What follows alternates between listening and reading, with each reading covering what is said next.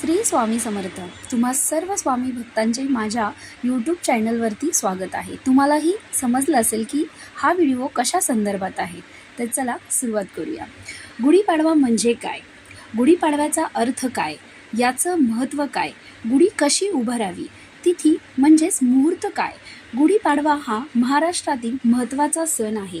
हिंदू दिनदर्शिकेनुसार चैत्र महिन्याच्या पहिल्या दिवशी हा सण साजरा केला जातो.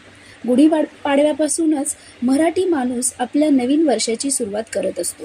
गुढीपाडव्याच्या दिवशी संपूर्ण महाराष्ट्रात समृद्धीचे प्रतीक असलेली गुढी घराबाहेर उभारली जाते आणि तिची पूजा अर्चनाही केली जाते. असे मानले जाते की या परंपरेमुळे वर्षभर आपल्याला सुख, यश आणि समृद्धी मिळते. यंदा 9 एप्रिल 2024 रोजी गुढीपाडवा आहे. त्याची तिथी अशी आहे की 8 एप्रिल 8 वाजून